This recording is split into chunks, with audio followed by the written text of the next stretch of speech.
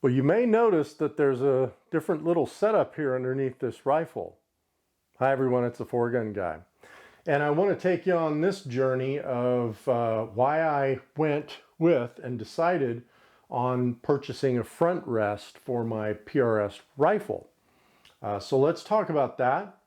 I want to talk about the Rock BR from Caldwell, the one I purchased, and why I went with this.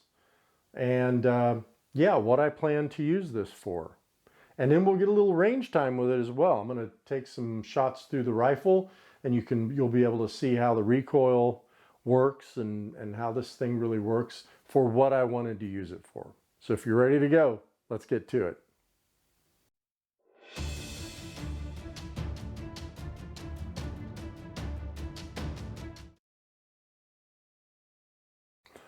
Why would you want to get a front rest like this for your PRS rifle?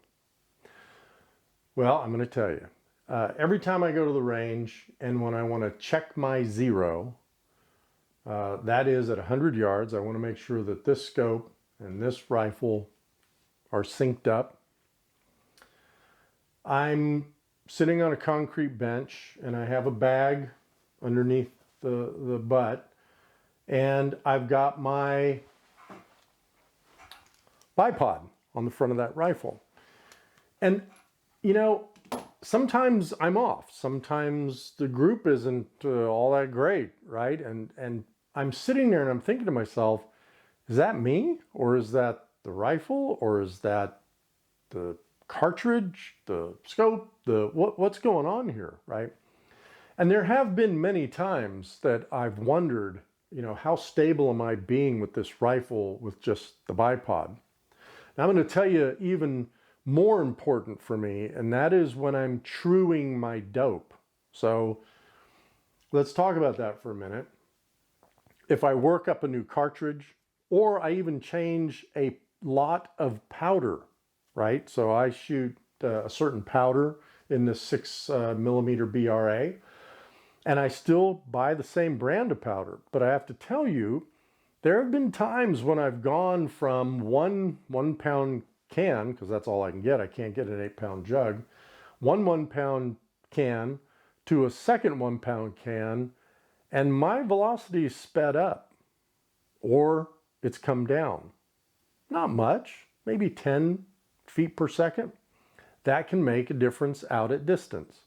So the point is, when I go to the range and I just want to make sure that I'm truing my dope, in other words, what this rifle is hitting at, say, 900 yards is exactly what my Kestrel is telling me it should be hitting at 900 yards.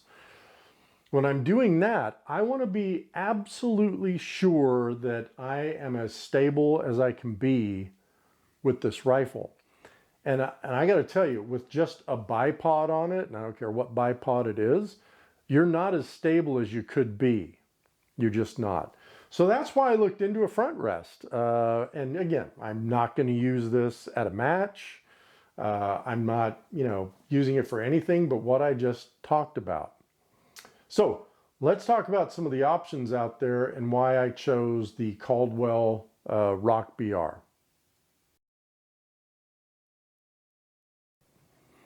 Look, there's a lot of front rest options out there. And as I said before, I'm just using this for a very specific reason, right? I'm not going to shoot F-class. I'm not shooting bench rest. Maybe someday I'll take this out to a bench rest match and play around at 600 yards and just see how well this does. It'll be a joke, but I might try it someday. But with that said, when you look at the options, when you really start looking at really good front rests, there's a number of them out there, and the cost goes up very steeply, very quickly. So if you're looking at other options, you've got Seb, 21st Century, the Rodzilla, PMA, Shade Tree.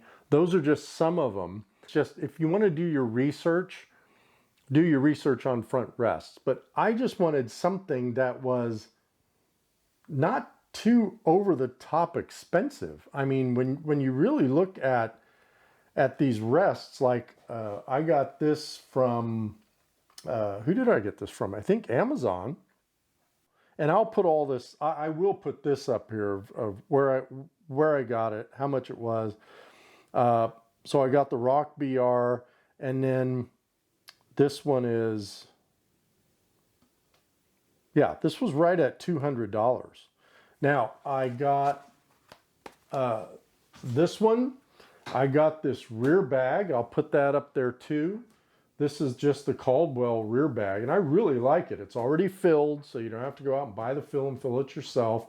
And then I also got these wafer feet for the for each one of these feet here, because these are stakes. So if you're in a wooden base, and you'll see this when I take us out to the range and shoot. If you're in a wooden base, these things are great because they just dig right in. If you're on a concrete base, like some of them that we shoot off at the range, then you'll want to get they're like little wafers, and these things just kind of drop right into them, and they're pretty stable. All right, well, let's start with the top here, and it's got, I got the front rest bag that just came with it. And then you've got the ears here that you can kind of screw in to kind of stabilize your chassis or your stock in between the ears of the bag. And you want it to where this is going to kind of recoil. So I don't want this super tight. I want the rifle to be able to kind of slide back and forth. Now, this is not, as I said, this is not a Seb. It's not a 21st century. And you can get different bags up here that are slicker than this bag. But again, for what I'm using it for, this should work just fine. And then it does have this stop here. I'm not using it, but it does have the stop that you can just bring up, lock this down. And now what this does is every time you shoot and it recoils, you can push the rifle back up to the stop, and you're always in the same place. And I can tell you that from using this, just the short period of time I have, this is a big thing, because once it recoils back and you bring it back up, if you bring it up far enough, you might not be on target, right? Because the elevation might be off. Now I'm in a bit of a quandary here because I have this sling mount on it, and I may just move this thing further up towards the front there. But so far it's worked. This has worked fine for me.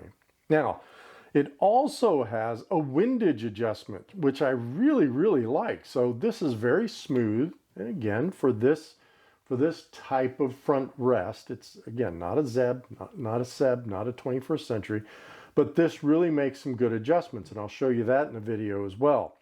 Then you've got the more minor adjustments, and we'll see this in the video with this wheel. And I really like the smoothness of this wheel. Is kind of surprising to me. It is very smooth. And then you just lock that down and you're good to go. The feet here, I really like them because again, I can just lift these up, unlock them. I can come up. It's got a bubble level up here that I actually used that the other day. And then you're going to adjust it for what you need. You're going to lock these down, and now you are locked in place. And it's really not going to go anywhere. Weight-wise, it's pretty heavy. I want to say it weighs 15 pounds. And so it's really very stable. So once you get this all set up, I just really like the functionality, the simplicity. There's really what, 1, 2, 3, 4 points that you adjust, and then you're pretty much ready to go.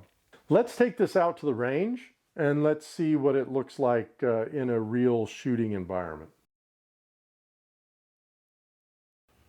But you're going to see a couple videos based on what I have set up right here, because I'm doing a lot today. I zeroed in a scope, I'm breaking in a barrel, and I'm going to do some practice stages. But I did want to show you what this, the Caldwell Rock BR looks like when it's set up. And I'm actually going to shoot some trigger cam video here so we can see how smooth this thing works and how adjustable it is. So let me start the video. There we go. And look, I'm looking at this right now. Now, as you can see in the video, and I've got to close this eye, I apologize, that sun is right in my eyes. But as you can see here, if I reach up here, I can come left. I'm coming left. If I loosen this turret, I can do very large elevation. And you know, I can adjust the elevation with the feet, but I've already done that. I've leveled it. And this, by the way, works perfect on this wooden platform. And it's because these feet have the spikes. Now I've got the little, they're like a round wafer that these fit in if I'm shooting off like concrete or something like that, so I don't mess up these spikes. But as you can see here, I mean, this is, you know, this is pretty nice if I'm going to take a shot. Now, the thing is, you'll see when I lean down on this table to shoot, then it gets off a little bit. So what I'll do is I'll say, okay, I think that was whatever that was. And then actually I'll come up a little bit here. I think it was about 6/10 is what it ended up being, maybe even 7. I'll come up a little more, down a little more rather. I'll lock it in. And then, now, if I was on a concrete, you know, platform, which I couldn't get on one today, but let's just put one through here and see how this thing recoils. And, you know, I don't have anything. I'm not holding anything. That was free recoil. So let's see. And again, you know, I'm breaking in this barrel, so the velocity is really low. And let's see here. I think I'm going to like this barrel. This thing is, I've only got about 60 shots through it right now. And as you can see, the hole above and to the right of that center was there already. And so what we're doing here is basically putting 5 shots in almost a single hole. It looks like from here anyway. We'll see when we get down there. One more. And then I will clean it, give it a good cleaning after these 5 shots.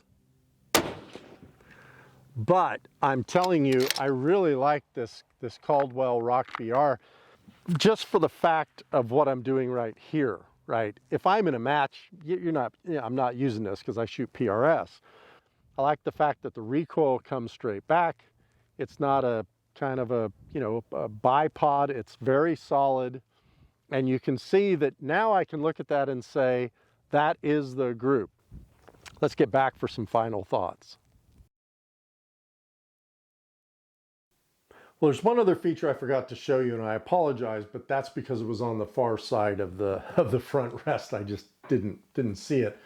But it's really the course elevation adjustment. And there's a knob on the other side here that if I loosen that, I can really raise this whole column up and down here. You can see that.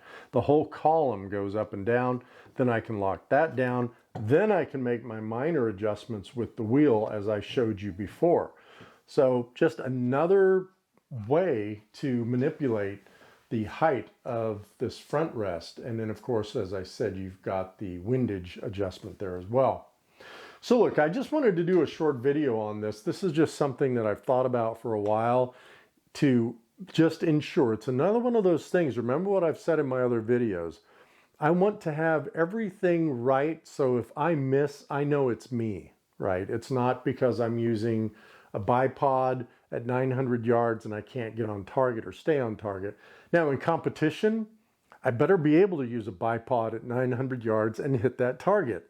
That's not what I'm talking about. I'm talking about when I want to make sure that my dope is trued, when my scope is zeroed, when my rifle is zeroed with the scope. I want everything else to be, I want it to only come down to that cartridge, and because I don't have the scope properly zeroed with the rifle. So with that said, I really like the Caldwell. Again, bought it with my own money. Take it out to the range now. Every time I go out there, just in case I want to, do some more precise shooting and make sure everything's doing what it should be doing. So hey, thanks again everyone for the subscriptions, the likes, the comments. I really do appreciate all of it. I've got some other videos coming up, one on a scope, a powder video. Got some more stage practice videos coming up at another site that we shoot 22 matches at, and that's going to be really fun. So anyway, thanks again for watching everyone, and until next time, shoot straight.